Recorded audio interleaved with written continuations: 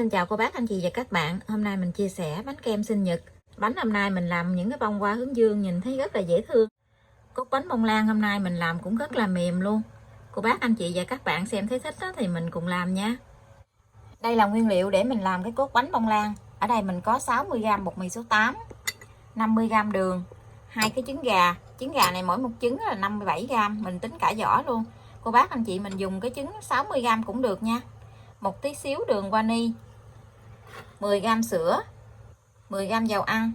Phần nguyên liệu này thì mình sẽ để bên dưới video trong phần mô tả để cho cô bác anh chị dễ chuẩn bị nha. Công thức này thì lần trước mình đã chia sẻ, lần này thì mình chia sẻ lại để mình làm cái cốt bánh kem. Mình sẽ cho 2 trứng gà này vô tô.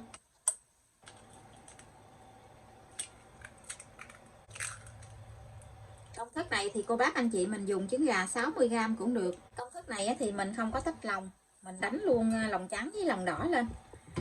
Máy mình thì có 3 số, mình đánh ở số 2 nha.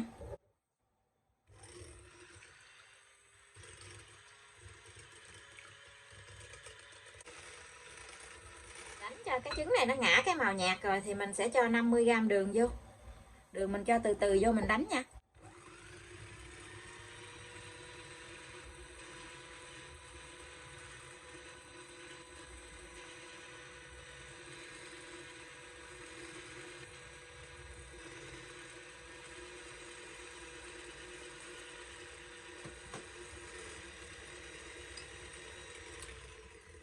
Mình cho một tí xíu đường vani vô để cho bánh nó thơm.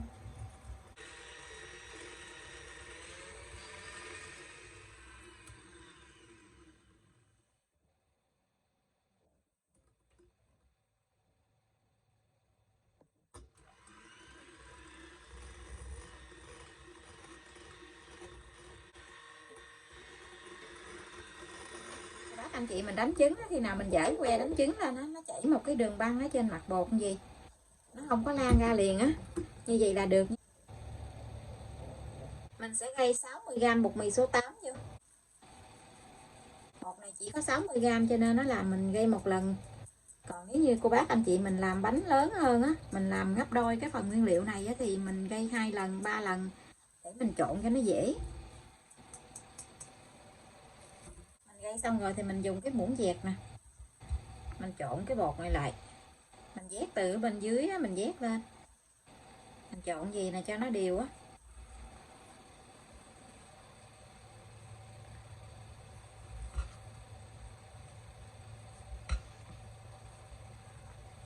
Mình trộn bột đều lại rồi thì mình sẽ cho 10g dầu ăn, cái 10g sữa, đây là sữa tươi không đường. Mình trộn đều lại rồi thì mình sẽ cho vào trong khuôn để nướng luôn nha. Mình nướng bằng cái khuôn tròn, khuôn đáy G16, mình lót miếng giấy nến ở bên dưới cái khuôn gì. Còn ở xung quanh đó thì mình không có thoa dầu gì hết, mình chỉ lót miếng giấy nến ở bên dưới thôi. Mình cho hết cái bột này vô.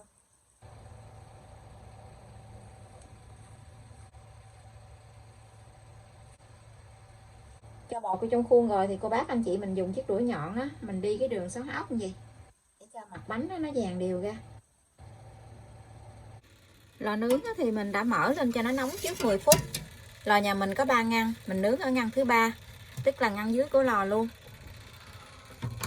Mình nướng ở nhiệt độ là 140 độ C, mở 2 lửa. Thời gian nướng là 40 phút, không cần mở quạt. Cô bác canh nhiệt độ nóng của lò nhà mình nha. Mỗi một cái lò nướng cái độ nóng nó khác nhau á. Bánh của mình nó nở lên gần đầy cái khuôn này nè. Mặt bánh nó phẳng lì luôn, rất là đẹp luôn. Nó không có bị nứt, không có bị gỗ mặt gì hết. Mình nướng đã được 30 phút rồi.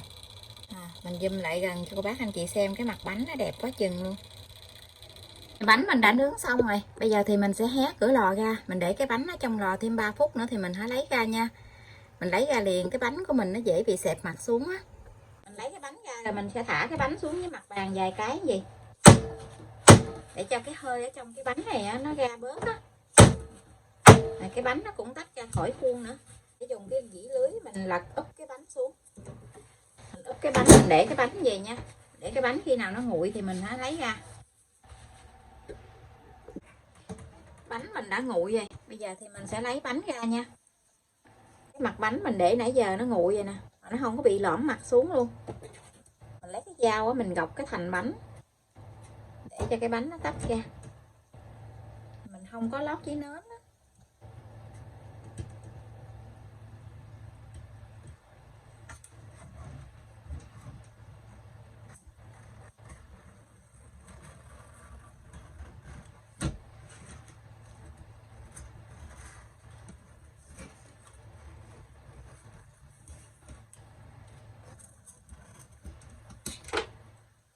Buông lên trên cái ly nhỏ gì để mình lấy cái bánh ra. Nhìn cái đế bánh là nó rất là đẹp luôn á, núng na núng nính luôn.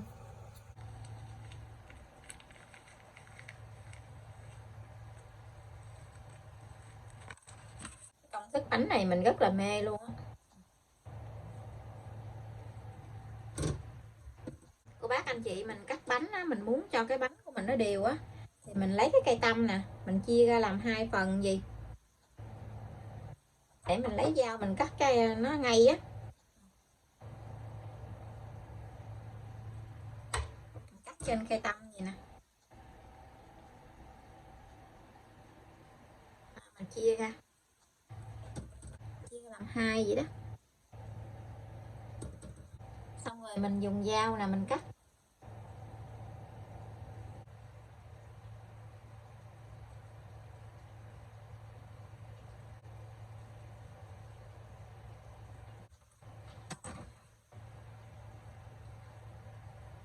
Ôi cái mặt bánh nè, cái bánh ở bên trong rồi nè, nó cực kỳ xốp luôn.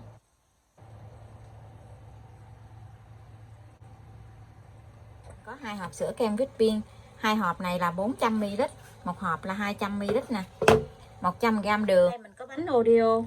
Cái bánh này là bánh sô cô la đó. Thêm tí xíu nữa mình trang trí. Một muỗng cà phê bột matcha, tí xíu màu vàng thực phẩm. Cho 2 hộp kem whipping vô trong tô. Thường khi thì mình không có thích để bơ vô trong cái kem này, thấy thêm bơ vô ăn ngán quá à, cho nên nó là mình không có để bơ. Tại vì cái kem này nó cũng béo á. 2 hộp kem whipping này 400ml thì mình sẽ cho 100g đường. Mình cho đường vô luôn. Mình sẽ đánh bông cái kem whipping này lên.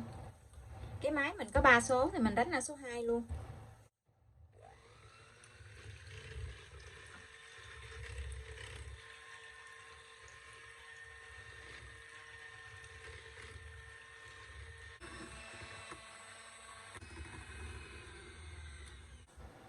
Cô bác anh chị mình đánh khi nào mình thấy cái kem nó dẻo, nó cứng lại gì là được nha.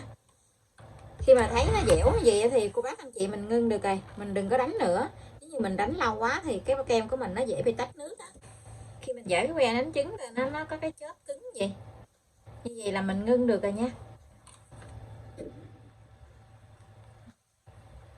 Cái kem của mình nó rất là mịn luôn. Mình lấy ra một tí xíu để mình pha màu nha. Mình pha màu để mình làm cái bông á. Mình lấy ra vừa đủ để pha thôi. Mình pha tí xíu màu thực phẩm nè. Cái này là màu vàng. Pha tí xíu thôi.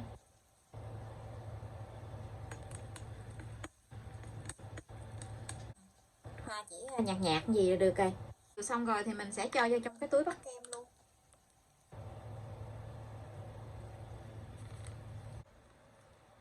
Mình cũng lấy ra thêm một tí xíu nữa để mình làm cái lá, làm trộn cái màu của cái matcha nè. Cho tí xíu màu matcha lên.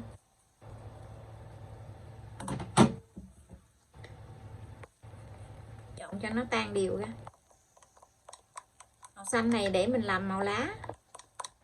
Mình sẽ cho kem lên trên mặt bánh trước. Mình cho kem trước xong rồi mình hãy bắt bông. Hôm nay thì mình làm cái lớp kem nó dày.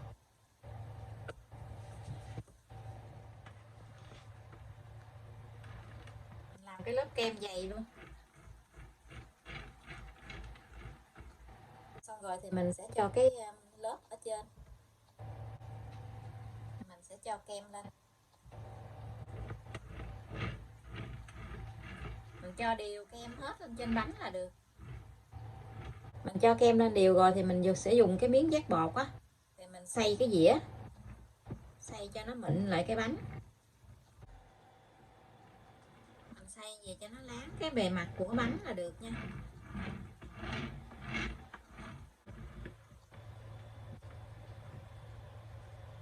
Mình chét kem đều lên trên bánh xong rồi thì mình lấy cái giấy đó, mình lao qua cái phía dưới của cái đế bánh nè, để cho nó gọn lại. Mình không có khéo cho nên nó làm không có được bóng. Trong khi mình trang trí bông thì cái bánh kem này mình để ở trong ngăn mát tủ lạnh, để không thôi nó chảy kem á. Đây mình có bánh Oreo nè. Bây giờ thì mình sẽ đi bắt bông nha.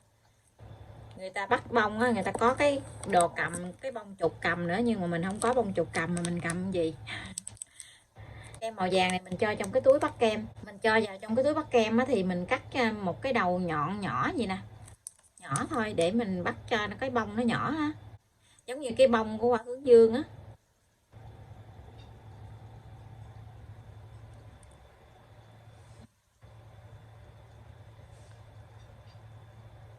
Mình làm vòng vòng cái bánh luôn.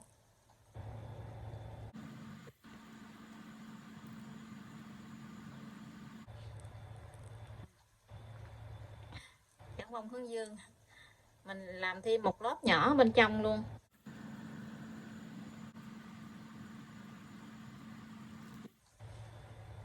Giống cái bông hướng dương. Nhìn thấy dễ thương ha.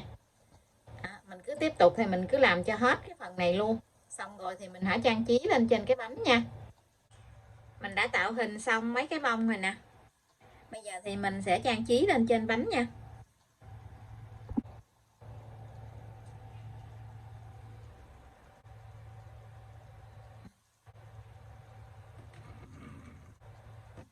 Ở bên dưới này thì mình sẽ làm mấy cái bánh mà mình làm phân nửa đó.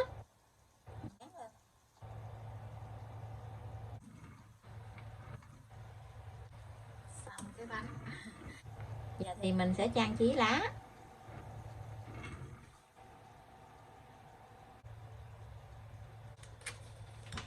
Mình trang trí thêm vài trái tim ở bên hông.